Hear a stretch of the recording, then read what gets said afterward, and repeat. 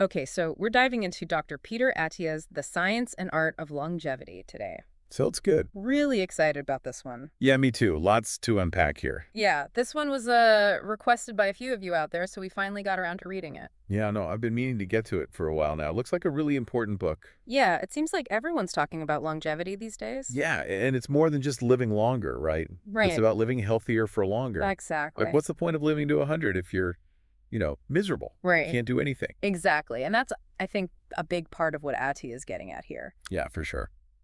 So he talks about this shift from what he calls medicine 2.0 to medicine 3.0. Right.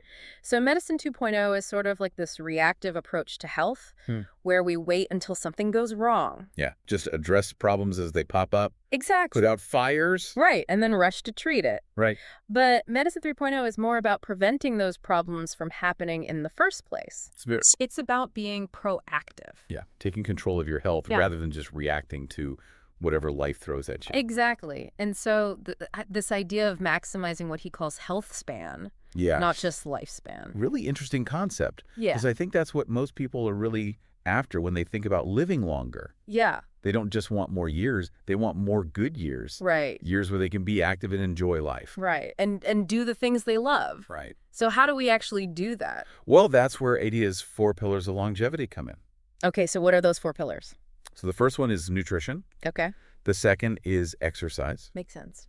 The third is sleep. Uh-huh. And the fourth is emotional and mental health. Oh, okay. So it's not just about, diet and exercise like a lot of people think. Nope. It's much more holistic than that. Absolutely. So let's break those down a little bit. Sure. Starting with nutrition. Okay. So Attia emphasizes a personalized approach to nutrition, right? There's no one-size-fits-all diet. Not at all. So what works for one person might not work for another. Right, because we all have different genetics, different lifestyles, different preferences. Exactly. So he talks about different dietary approaches like low-carb diets, Uh-huh. ketogenic diets, Yeah. time-restricted eating. Right. And really the key is finding what works best for you. Right. Finding what makes you feel your best and what you can stick with long term. Exactly. It's about sustainability Exactly. because you're not going to get the benefits of a healthy diet if you can only stick with for a week. And then there's exercise, Right. which is kind of a given, right? You'd think so? But he goes beyond just saying, go for a run a few times a week. Yeah, he takes a more comprehensive approach. So what does he say? When he talks about the importance of strength training, Okay. stability, Mm-hmm. and endurance. So it's not just about cardio. No, it's about building a well-rounded fitness routine. Okay. And why is that so important for longevity? Well, as we age, we naturally lose muscle mass and bone density. Right. So by focusing on strength training, we can help to offset those losses Makes sense. and improve our balance and coordination. Okay. So that helps us avoid falls and injuries as we get older, Exactly. which is huge, Right. especially as we age. Right. And then endurance is important for keeping our heart and lungs healthy. Of course. So it's really about building a body that can handle the demands of life That's the idea. as we get older. Right. Okay, so we've got nutrition, we've got exercise. Uh-huh. What's the third pillar? Sleep. Sleep. Okay, I think a lot of us are guilty of not getting enough sleep. Yeah, it's definitely something that's often sacrificed in our busy modern lives. For sure. But Attia really emphasizes just how crucial sleep is for overall health and longevity. So how does sleep tie into longevity? Well, for one thing, it plays a huge role in cognitive function. Oh, right. So when we don't get enough sleep, Well, not as sharp. Exactly. Our thinking is cloudy, our memory suffers, we're more prone to making mistakes. yeah, And over the long term, chronic sleep deprivation can increase the risk of developing dementia. wow, I didn't know that. Yeah, it's serious stuff. Okay, so sleep is important for our brains. It is. Well, It's also crucial for our metabolism. okay. So when we're sleep deprived, our bodies don't process glucose as efficiently. Which can lead to insulin resistance. Right, and that increases the risk of developing type 2 diabetes. And other metabolic problems. Exactly. Okay, and sleep also impacts our immune system. Right. So when we're not getting enough sleep, We're more susceptible to getting sick, right, and our bodies aren't as good at fighting off infections. which is especially important as we get older. Absolutely. Our immune systems naturally decline with age. Right. So we need to do everything we can to support them. Exactly. And getting enough sleep is a key part of that. Okay, and then the fourth pillar is emotional and mental health. This is something I think we're becoming more aware of as a society. Yeah, definitely. There's less stigma around mental health. these days. Which is great. Yeah. So how does emotional and mental health tie into longevity? Well, Attia argues that our psychological well-being has a profound impact on our physical health. Okay. So things like stress, anxiety, depression, Loneliness. right, all of those things can take a toll on our bodies over time. So it's not just about, thinking happy thoughts. No, it's about actively managing our stress levels, building strong relationships, and seeking help when we need it. Right. And Attia also talks about the importance of finding purpose and meaning in our lives. I think that's so important. Yeah, it gives us a reason to get out of bed in the morning. Right. And something to look forward to. Absolutely. So those are the 4 pillars. Yes. Nutrition, exercise, sleep, and emotional mental health. Right. And Attia argues that by focusing on all 4 of these areas, we can significantly increase our chances of living longer, healthier lives. That's the idea. Now, there's this other concept that he talks about that I found really interesting, the Centenarian Decathlon. Ooh, yeah, that's a good one. What's that all about? So it's basically a framework for thinking about fitness in a more practical way. Okay. So instead of just focusing on abstract fitness goals like running a marathon or bench pressing a certain amount of weight. Which, honestly, those are pretty abstract for me. Yeah, for a lot of people. Yeah. The Centenarian Decathlon is about preparing your body for the functional abilities that you'll need to maintain your independence and quality of life as you age.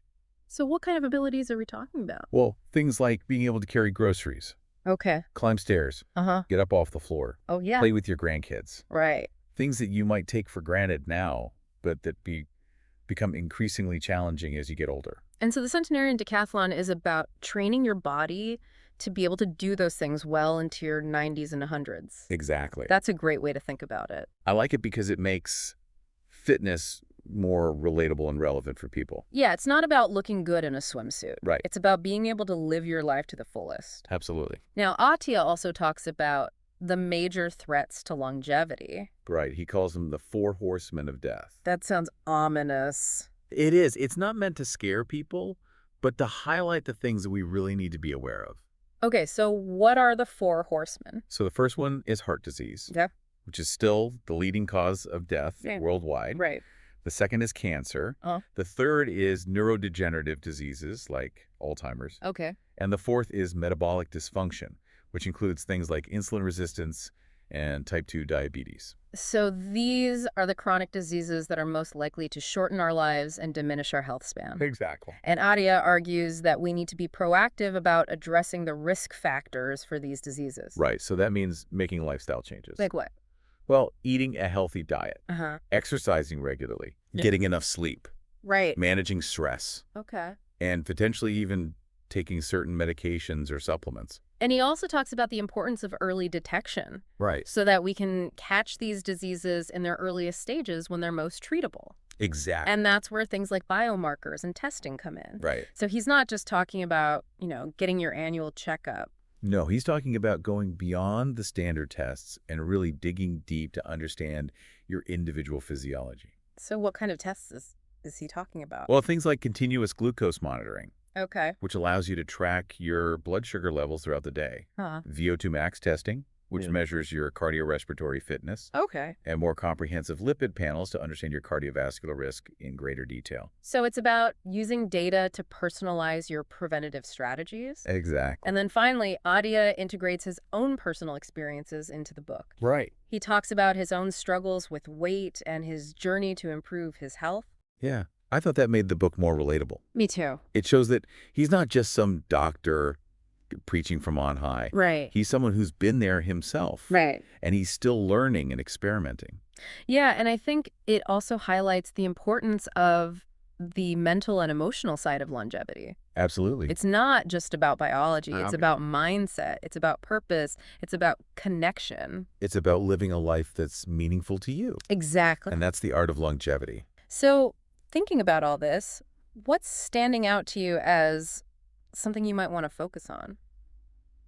Well, for me personally, I think I could do a better job with sleep. Yeah. I know it's important. Right. But I often find myself staying up late working or scrolling through my phone. Yeah. So I think I need to make a more conscious effort to prioritize sleep. Right. Maybe set a bedtime for myself. Yeah. And put away my electronics an hour before bed. Those are great ideas. What about you?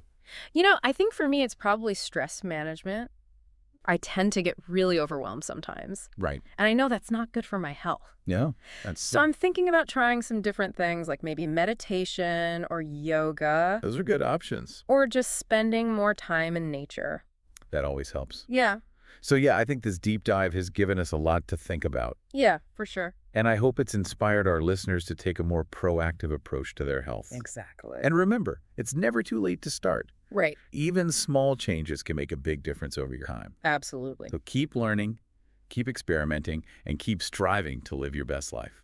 Great advice. Thanks for joining us today. Thanks for having me. And thanks to all of you for listening to The Deep Dive.